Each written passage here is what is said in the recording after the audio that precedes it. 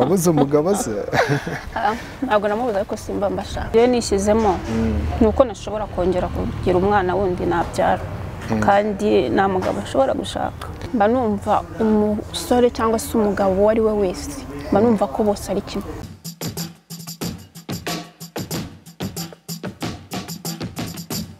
Twongeye kubashimira tunabasuhuza abakunzi ba Yawe TV, tunabashimira ko mukurikira ibiganiro byose tubagezaho hano kuri Yawe TV. Tunabibutsa gukora subscribe kugira ngo mujye mubasha gukurikira ibindi biganiro tubagezaho. Kuri mikoro ni Gabi Asoni. Uyu munsi kuri mikoro na kamera bya Yawe TV tubafitiye umutumirwa, umukobwa mwiza murabibona. Rwose turagira ngo atangire abibwira. Murakoze cyane, banyita Ararize. Ararize, amakuru y'imisi? Neza. Duherukana mu minsi yashize, mbona ari Ararize usanzwe, ariko ndabona uyu munsi byahindutse.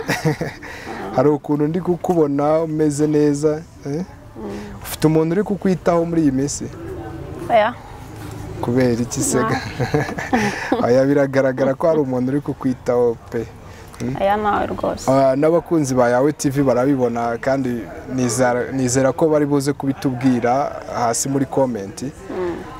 Ariko nyine ikigaragara cyo nuko umeze neza, ukeye, wasanga nawe ufite umudiaspora. Urakoze cyane. Uramufite cyangwa nawe? Nawe. Kubera iki se wowe utamufite? Ibintu by'abasore reka. Ibintu by'abasore bigendera kure.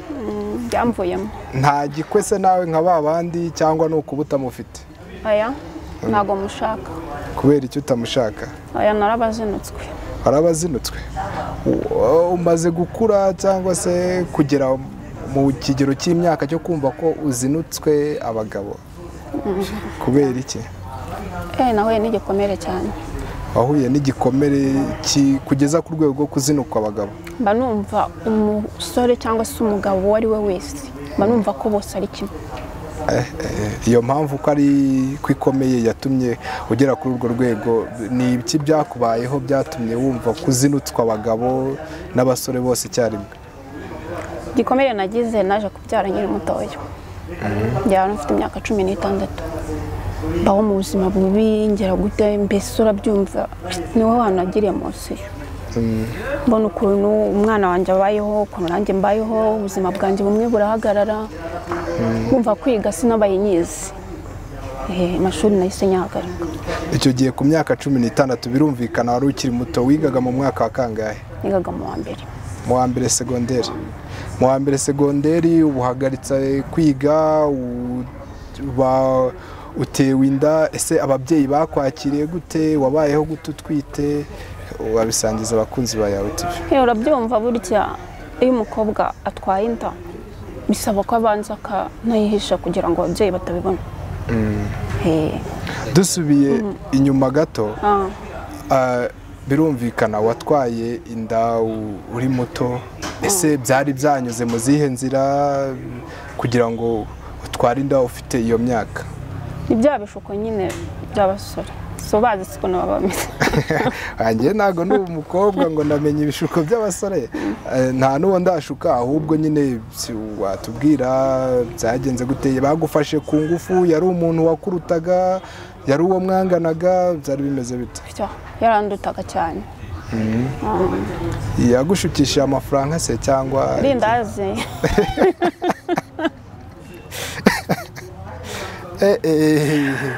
Warongorewe indazi? Irindazi na oranje. Ko bibabaje. Ibyo bintu birasekeje kumva ngo watewe inda kubera irindazi. Byari byanyuze mu buhe buryo kugeza ubwo indazi ariyo iza kuvamo igishuko cyo guterwa inda? Urabona iyo umuntu akiri umwana aba yumva yuko atabikora ngo ahita atwara iyo nda. Bira ni ibintu bitungurana. Handi arashaka kuza akakubwira ati waje ukansura, kaza kukureba ku ishuri se, agushukisha utuntu gutyo, ugashiduka uzize ryari indazi. Nyine wowe kuri wowe byagenze bite? Yagushutse gute? Byagenze bite? Niyo ni ryari indazi nazize yarinshukishije. yaje kukureba ku ishuri nk'uko ubivuga cyangwa yari umuntu mwari musanzwe muturanye? Twari tunaturanye ariko no ku ishuri agakunda kuhaza. Wigaga uba mu kigo? Nigaga naho. Okay. Umaze gutwara inda, umaze kubimenya, ababyeyi babyakiriye bate? Nyine yarabyakiriye kuko abonaga nta kundi kuntu byagenda. Rihangana ndabyara, gusa we yashidutse nabyaye masenge. Ndabyara nderera umwana, nyuma nawe aza gupfa.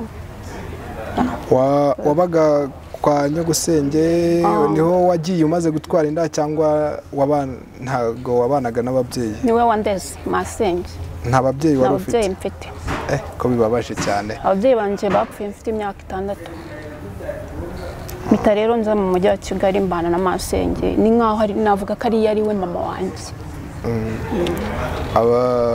Ababyeyi bawe bapfuye bazize urupfu rusanzwe cyangwa? Papa yapfuye 94. Mama wanjye we yazize urupfu rusanzwe. Ni ukwihangana. Bibaho. Nyogosenge amaze kubona ko twite ubyaye, mbere y'uko yitaba Imana yagufashe ute? Umwana yamwitayeho mu buhe buryo? Yamwitayeho ku buryo nta n'umuntu amenyaga ko nabyaye. Masenge yari nka mama wenyine. Ntago yegeza kubera nka bababyeyi twumva gafata umwana akamujugunya cyangwa se umwana akamwangaza, noneho by'umwihariko nkawe wari umaze kubyara ukiri muto? Ntabwo byigeze bibaho. Gusa we nyine yaratunguwe. Yatunguwe no kubona nta nkurikizi zabaye kuri uwo muntu wari umaze kukubyarira se? Nta byigeze biba. Kubera iki? Twarabyakiriye nyine turatuza. Uratuza? Bunenya ku bwanjye numvaga nzabyara abana benshi. Ariko nyine kubera ubuzima no kuzinukwa ndavuga toya kanguma aho ngaho nzarera uwo wenyine. Kugeza n'ubu nta wundi muntu mubegera mujya mu rukundo? Reka. Kubera iki? Nawe nta n'ibyo mba nshaka. Ntabyo ushaka kuba wajya mu rukundo? Ubwo niyo narujyamwo naba ngiye ari amafaranga muri iki, nta rukundo rwaba ruhari. Kubera iki wakurikira amafaranga se ntukurikira urukundo? Reka. Ntarwo nyigira. Ubu nyuma zaho uwo se w'umwana mwaje kujya musubirana mukagirana ibiganiro? Nta biganiro twongera kugirana. Nabaye nkaho nyine nawe nanamubara nkaho mba mubona. Dusubiye inyuma gato, nyogosenge amaze kwitaba Imana, birumvikana ubuzima bwari bugoye, bwari ubuzima bwo kubamo nta mubyeyi. Papa we yarishwe muri jenoside yakorewe Abatutsi 1994. Mama wawe yitaba Imana nyuma. Ubwo buzima nyogosenge amaze gupfa wabwakiriye gute? Urumva nabayeho nabi. Nabayeho nabi ariko hari babyara banje bari bakirangiza kwiga babiri, ku masenge yapfuye afite abahungu babiri. Bamba hafi nabo bamfataga nka mushiki wabo, na n'isaha iyo ngize ikibazo nibo bantu bamba hafi. Ubwo buzima urumvikana bwari bugoye? Bwari bugoye, tubaho nabi nyine ariko tubaho. Ikindi cyadushimishije masenge yapfuye adusigiye amazu. Urumva buryo uba mu nzu utishyura ntabwo ibindi buzima bwakomeza. Abo babyara bawe ntabwo begeze bagutererana muri make ngo babe nk'abo twumva hanze bakujugunye? Ntabwo byabaye. Mwari mutuye ahagana he? Mu Gitega. Mu Gitega. Waje gufata urugendo rwo kuba wenyine ukabana n'umwana wawe muri ubwo buzima butoroshye, mwabanye gute? Tubwira. Twabayeho mu buzima bugoye, hahandi nafataga ibigori, nkotsa ibigori ku muhanda. Umwana wanjye abaho gutyo, mbona akuze, ku buzima burakomeza. Ntabwo wajyaga wicarana n'umwana ngo akubaze ngo ese nyogokuru cyangwa sogokuru bimeze bite? Arabizi, ntabwo ajya bimbaza. Nta nubwo yari gutinyuka ngo akubaze ati se kuki tubana turi babiri, data ari he? Gusa nyuma nibwo yigeze kwicara arambaza se mama ko mbona nyogokuru wanjye ubyara papa, wowe mama wawe abahe? Icyo gihe nagize munsi y'agahinda karanyica. sorry wihangane kabisa. niyo mpamvu rero nta rukundo rwose oya ntarwo nyigira. Ihangane kabisa. Birumvikana ni ibintu bibabaje, ni inkuru y'agahinda ishoboye kugira kuri buri muntu wese. Nanabwira abakunzi ba Yawe TV kumva bakishyira mu mwanya wa Ararize, bakumva ubwo buzima wabayemo. Byarashobokaga ko washoboraga kwangara ukaba wafata icyemezo cyo gukora umwuga w'uburaya nk'uko abandi bakobwa tubabona hanze aha, ariko wowe warakomeye, urabyirinda. Ndabyirinda kabisa, ndemera mbaho mu buzima bubi bugoye, agatarunga gacuruza ibyo bigori nkabyotsa nkikorera indobo ishyushye y'ibigori, ariko kugira ngo umwana wanjye abeho. Kuri ubu umwana afite imyaka ingahe? Ageze 12.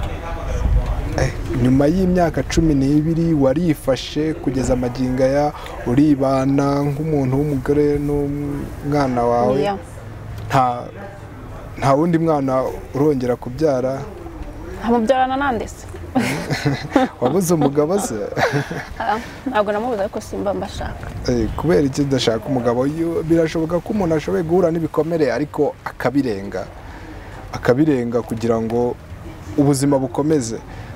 Wowe wumva nta gihe kizagera ibyo bikomere ukabirenga ugafata ubuzima busanzwe? Ntabwo biranzamo. Kareka ntabwo birashoboka. Nk'impamvu nyamukuru wumva yaguteye ibyo ngibyo birumvikana, ni ibikomere wagize kandi tunakubwira kwihangana.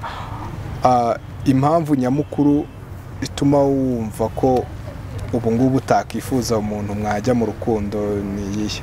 Impamvu urabona uzi kubyara imyaka yawe y'ubutoya utigeze wishima, ukashiduka bigutunguye ukabyara muri ya myaka myiza ubona ishimishije, ntube wabasha kwidagaduramo mu buto bwawe. Birababaza cyane. Birumvikana. Niho hantu kwiyakira byananiye. Ubu hagize umusore uza akakubwira ati Ararize, nyuma y'uko mbonye ikiganiro kuri Yawe TV nkumva agahinda wagize, nawe akakubwira wenda ubuzima yaciyemo, ntabwo bishoboka ko mwabana ngo wubake wenda ukurweho n'icyo kinego cyo kumva ko wibana nk'umukobwa? Ntabwo byakunda? Reka ntabwo byakunda. Nta kudohoka? Aya ntibyakunda kabisa. Ubu wamaze gufata umwanzuro ko umwana wawe ari wowe nawe, nta kindi kibirenzeho? Nta kindi. Ubu se umwana we iyo mubanye muganira kuganiriza ibiki? Umwana wanjye niwe umeze nk'umutware wanjye. Akakuganiriza? Tuba tumeze nka madamu. Uduhe nk'ishusho yo muri mu rugo, amaze kuba umusore imyaka 12 muraganira, duhe nk'ishusho y'uko akuganiriza. Umwana aranganiriza nyine, ubona nta kintu bimubwiye, ubuzima bwose yarabwakiriye. Yamaze kwakira ko kubaho nta papa we. Hari igihe kigera ukamuha umwanya akajya gusura papa we bakaganira? Aragenda akamusura bakaganira, akaba akeneye minerivare, urumva amajije gukura. Azi kugenda agashaka na telefone agahamagara papa ati ku ishuri bimeze gutya na gutya. Na mbere y'uko akubyarira yari afite undi mudamu? Nta mudamu yari afite? Afite gushobora kujya kwa papa we se akaba yamarayo nk'iminsi nk'ingana? Muri make ndumva ubu papa we agerageza kwita. Tangiye kumukunda kubera ko abona nawe amajije gukura.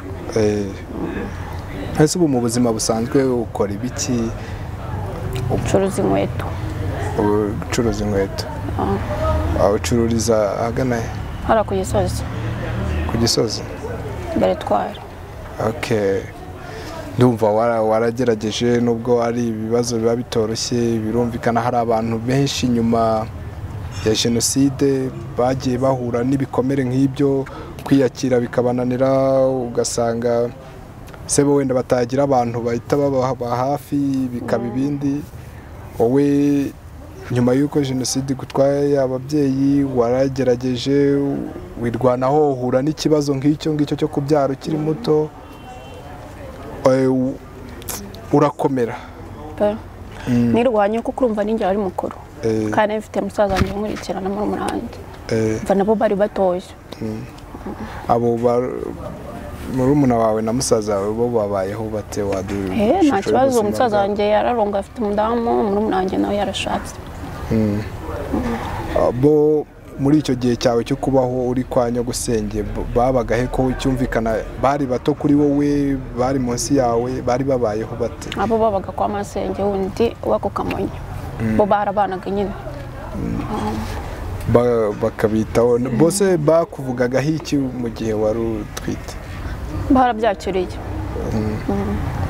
gusa nyine biba bigoye cyane biba bigoye gusa njye hari ikintu ntariyumvisha wenda nubwo umuryango wakwakiriye nkawe nk'umuntu wari utwite ufite imyaka 16 ubizi ko ababyeyi bawe bamaze kwitaba Imana nyogosenge wenda icyo gihe yari ataritaba Imana we wiyumvaga gute wumvaga wagusubiza inyuma ari iki wakora kansubiza inyuma mu buzima utari watwite nakora byinshi cyane wumvaga wakirinda gute ku buryo mbese nk'ubu wansubiza inyuma mu myaka akayisubiza inyuma kuri 10 mbere ya 16 utaratwara inda wumvaga wari kwitwara nka gute numvaga ikintu ngamije ari ukwiga wumvaga ari ukwiga nyuma irindazi rigukoraho na oranje irindazi rigukoraho birangira wibarutse undi muntu